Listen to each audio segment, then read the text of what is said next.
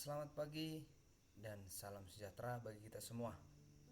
Semoga kita tetap dalam perlindungan Tuhan Yang Maha Esa.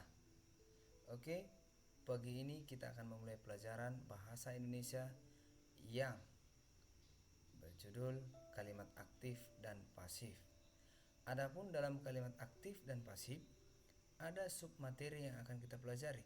Yang pertama yaitu mengenai pengertian kalimat aktif dan kalimat pasif. Yang kedua, kita mempelajari mengenai ciri-ciri umum kalimat aktif dan kalimat pasif.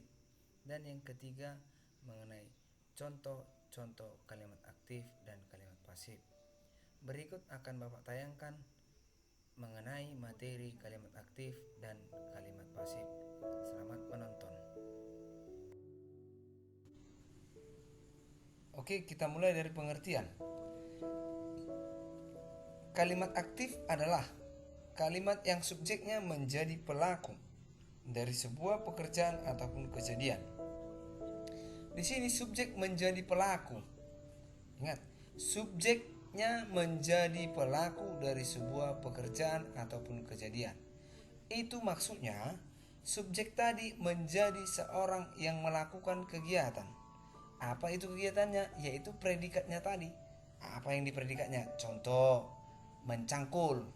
Itu kegiatan yang akan dilakukan si subjeknya tadi. Oke. Berarti yang dikenai pekerjaan siapa? Yaitu objeknya. Nah, itu dia kalau kalimat aktif. Nah, berbeda ceritanya dengan kalimat pasif. Kalau dia kalimat pasif, itu terbalik dengan kalimat aktif. Subjeknya justru dikenai sebuah pekerjaan. Pekerjaan yang tadi kan sudah kita setujui bahwa pekerjaan itu ada di predikatnya. Nah, apapun, contohnya tadi predikatnya tadi kita bikin mencangkul. Nah, maka kalau ketika dia di kalimat pasif, maka predikat itu harus kita ganti dengan imbuhan di menjadi dicangkul. Nah, ketika predikatnya berganti menjadi dicangkul, maka si subjek bisa kita buat tanah. Tanah dicangkul oleh petani. Itu contoh. Jadi subjek di situ kena dia dengan pekerjaan. Yang melakukan siapa? Petani, yaitu si objek. Itu kalau di kalimat pasif. Nah, itulah perbedaannya dari pengertian.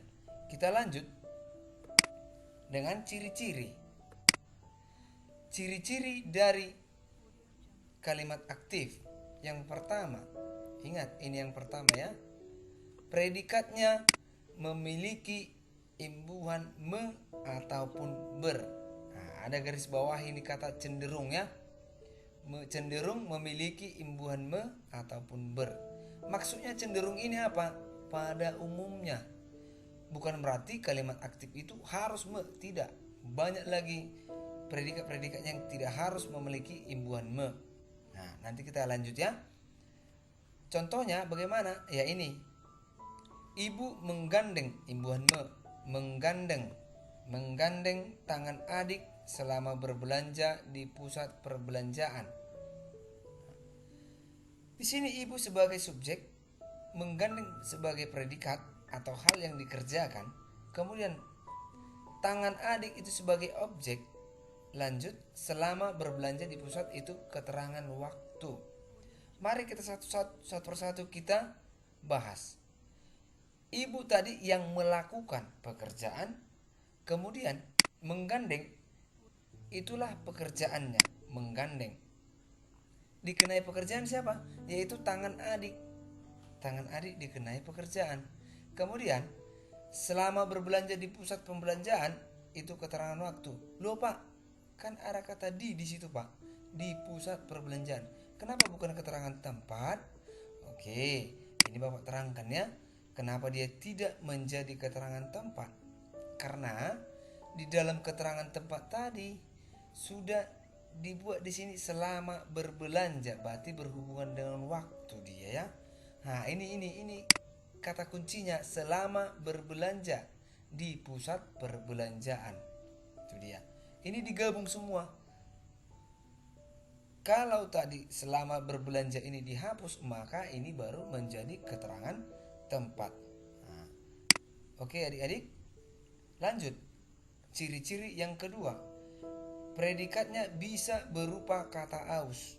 Garis bawahi kata aus ya. Anak-anak. Kata aus itu maksudnya kata yang tidak perlu lagi mendapat imbuhan saat menjadi predikat. Nah, itu dia. Tidak perlu mendapat imbuhan saat menjadi predikat.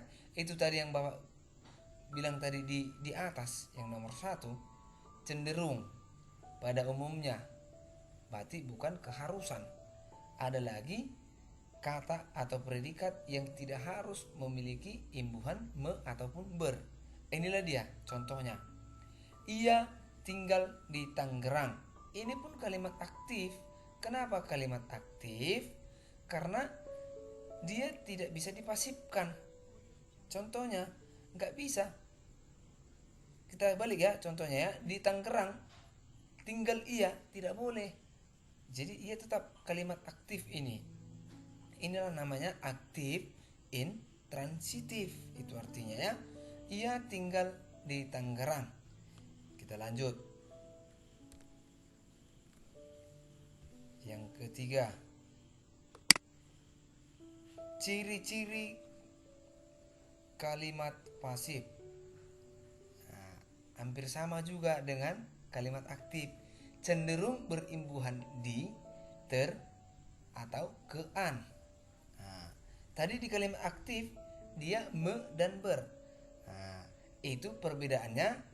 Di kalimat pasif dia berimbuhan di, ter, ataupun ke an. Contohnya seperti apa? Contohnya nih, koruptor tersebut dibekuk oleh penyidik KPK melalui operasi tangkap tangan. Kita bahas satu persatu ya. Koruptor tersebut itu sebagai subjek, dibekuk sebagai predikat, kemudian penyidik KPK sebagai objek, kemudian melalui operasi tangkap tangan, keterangan cara melalui. Oke. Koruptor di sini dia dikenai pekerjaan, yaitu dibekuk ya. Yang melakukan pekerjaan siapa? Yaitu penyidik KPK. Itu yang melakukan pekerjaan. Nah, kemudian ini ada keterangan cara. Dari mana kita tahu dia keterangan cara? Karena ada di sini melalui ya. Melalui, dengan, itu keterangan cara ya. Oke. Coba kita balik. Bisakah kalimat pasif ini kita balik? Bisa. Contohnya, penyidik KPK membekuk koruptor tersebut melalui operasi tangkap tangan. Maka ini yang bisa dibalik tadi. Maka ini kalimat pasif transitif ya. Pasif transitif bisa dibalik menjadi aktif transitif. Nah, apa tadi yang nggak bisa dibalik?